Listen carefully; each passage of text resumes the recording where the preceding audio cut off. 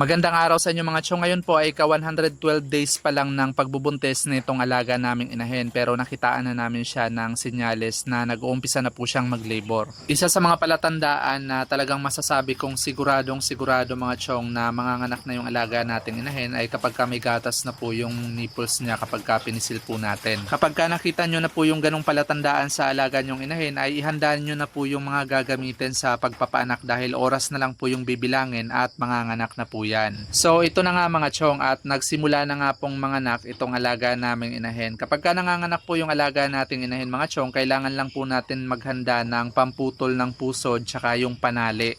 At kailangan din po natin ng basahan. Yung gagawin natin kapag ka may lumalabas po na biik ay pupunasan lang po natin yung ilong at bibig ng biik na lumabas. Kailangan po nating tanggalin yung parang laway na nakabara sa ilong at bibig niya mga chong para hindi po ma-suffocate yung biik. At yung parang laway sa katawan niya mga chong ay hindi na po namin yan tinatanggal. Alam nyo ba na nakakatulong rin po yan mga chong para hindi gaanong lamigin yung biik na bagong silang. Kapag ka natuyo na po kasi yan sa katawan nila ay nagmimistula po yung plastic na nakabalot doon sa biik na bagong silang. Kaya naman napapanatili po niya yung init ng katawan ng biik. Kaya naman hindi ko na po yan pinupunasan lalo na kapag ka wala po akong mistral na magagamit para doon sa mga biik na bagong silang. Pagkatapos po manganak ng alaga naming inahin, ang sunod po na ginagawa namin ay kinukuha po namin yung timbang ng bawat biik.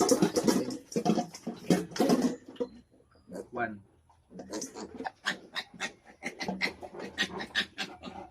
1.75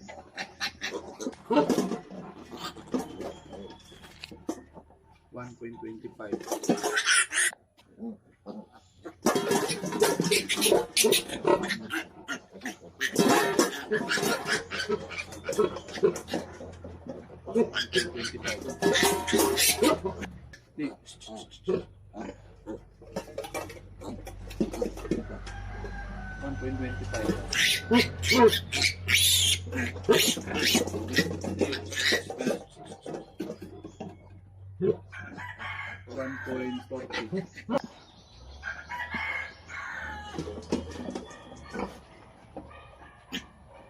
1.60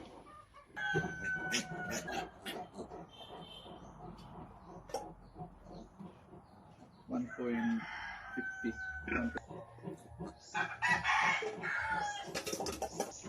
1.30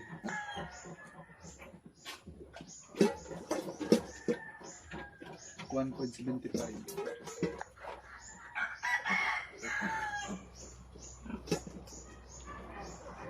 1.25. Bakit nga ba importante na kunin natin yung timbang ng bawat biik na ipinanganak ng alaga natin inahin? Unang rason natin dyan mga chong, ito kasi yung magiging basihan natin kung okay ba yung naging piglet production natin. Para sa akin kasi mga chong bilang isang backyard hog raiser, ang ideal na timbang ng isang biik para mabilis itong lumaki kapag ka ginawa nating fattener, dapat hindi po ito bumababa sa 1 kilo nung ipinanganak siya. Kapag ka mababa po kasi sa 1 kilo yung timbang ng isang biik na ipinanganak ng alaga nating inahin, ay mahirap po siyang palakihin o hindi po siya gaanong lumalaki. Ranas na namin yan mga chong dahil ilang beses na rin po kasi kami nag-fatteners nung mismong anak ng mga alaga naming inahin. Lumalaki naman po siya pero iba po talaga yung paglaki niya kesa doon sa mga mahigit 1 kilo nung ipinanganak. Pangalawa, dito rin po kasi sa timbang nila natin ibabase kung gaano karaming Apralite yung ibibigay natin sa kanila sa bawat araw. Kung umabot ka po sa parting ito ng video natin ay paki-comment mo naman sa baba kung taga saan ka at kung ganito rin ba yung pamamaraan ng pagproseso mo sa mga bagong silang na biik ng alaga mong inahin.